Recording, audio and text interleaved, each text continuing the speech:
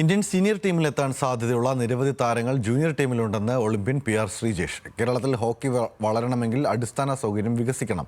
Academy പ്രവർത്തനങ്ങൾ കേരളത്തിൽ തുടങ്ങിയതായും Sreejesh news മലയാളത്തോട് പറഞ്ഞു.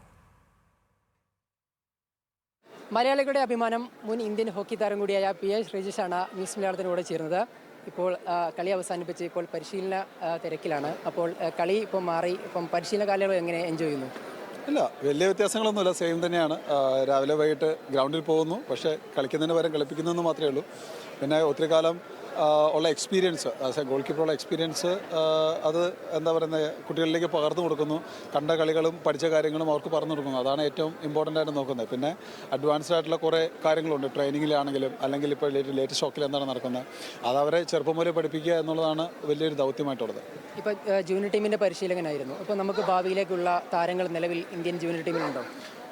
ഞാൻ ജൂനിയർ ടീമിൻ്റെ പരിശീലനമായിരുന്നു. ഞാനിപ്പോൾ പുതിയ ആപ്ലിക്കേഷൻ കൊടുത്തിട്ടുള്ള എൻ്റെ റിസൾട്ട് ഇതുവരെ വന്നിട്ടില്ല. പക്ഷേ കഴിഞ്ഞൊരു ടീമിൽ നിന്നും കഴിഞ്ഞൊരു 34 പ്ലേയേഴ്സിൽ നിന്ന് ഏകദേശം ഒരു 8-10 പ്ലേയേഴ്സ് ഉണ്ട് സീനിയർ സ്ക്വാഡിലേക്ക് എത്താൻ പാകത്തിനുള്ളത്. പൊട്ടൻഷ്യൽ ഒത്തിരി ഉണ്ട് നമുക്ക്. അതിനെ കറക്റ്റ് സമയത്ത് കണ്ടെത്തുക, അവരെ നഴ്സ് ചെയ്ത് കൊണ്ടുപോകുക, അതാണ് ഏറ്റവും ഇമ്പോർട്ടൻറ്റ്. നമുക്ക് ഹോക്കിക്ക് മറ്റ് സ്പോർട്സിൻ്റെ അത്ര പ്രാധാന്യം കിട്ടുന്നില്ല, നമ്മൾ എല്ലാ കാലത്തും പരാതി പറയുന്നതാണ്. അതിനൊരു മാറ്റം വന്നിട്ടുണ്ടോ? അങ്ങനെയൊന്നുമില്ല, അത് പരാതി ഒരു സമയം വരെ ഉണ്ടായിരുന്നുള്ളൂ. ഇപ്പോഴൊക്കെ ബാക്കിയുള്ള ഗെയിമുകൾ കിട്ടുന്ന അത്രത്തോളം അംഗീകാരം നമുക്ക് കിട്ടുന്നുണ്ട്.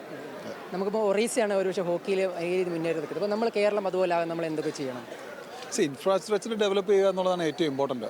കാരണം ഇപ്പോൾ മിനിസ്റ്റർ തന്നെ എന്നോട് പറഞ്ഞു നമുക്ക് പുതിയൊരു ആസ്ട്രോ ടർഫ് ട്രിവാൻഡ്രത്ത് വരുന്നുണ്ട്. അപ്പം ഇതുപോലെ ഇൻഫ്രാസ്ട്രക്ചർ ഡെവലപ്പ് ചെയ്യുക, കുട്ടികൾക്ക് അവിടെ കളിക്കാൻ അവസരം ഒരുക്കുക, അതാണ് ഏറ്റവും ഇമ്പോർട്ടൻറ്റ്. പിന്നെ അതിലൂടെ ജീവിത സാഹചര്യങ്ങൾ ഉണ്ടാക്കി കൊടുക്കുക, ജോലി കൊടുക്കുക, അല്ലെങ്കിൽ ജോലി കണ്ടെത്താനുള്ള കോഴ്സുകൾ കണ്ടക്ട് ചെയ്യുക. അപ്പം അതാണ് കൂടുതലായിട്ടും ഒഡീസയും ഫോളോ അപ്പ് ചെയ്യുന്നത്. കാരണം അവിടുത്തെ ആളുകൾക്ക് വിദ്യാഭ്യാസത്തെക്കാളും കൂടുതൽ കായികക്ഷമത ഉള്ളതുകൊണ്ടാണ് സ്പോർട്സിന് അത്രത്തോളം ഇമ്പോർട്ടൻറ്റ് കിട്ടുന്നത്. അപ്പം അതുപോലൊരു ഇമ്പോർട്ടൻസ് നമ്മുടെ എഡ്യൂക്കേഷൻ സിസ്റ്റത്തിലേക്ക് കൊണ്ടുവരിക, കുട്ടികളിലേക്ക് ഇംപ്ലിമെൻറ്റ് ചെയ്യുകയാണെങ്കിൽ നമുക്കും കൂടുതൽ ടാലന്റ് കണ്ടെത്താൻ പറ്റും. ശ്രീജേഷ് വിരമിച്ച സമയത്ത് തന്നെ പറഞ്ഞിരുന്നു ഒരു അക്കാദമി കേരളത്തിൽ തുടങ്ങുന്നതുമായി ബന്ധപ്പെട്ട് എന്താണ് അതിൻ്റെ പ്രവർത്തനങ്ങൾ?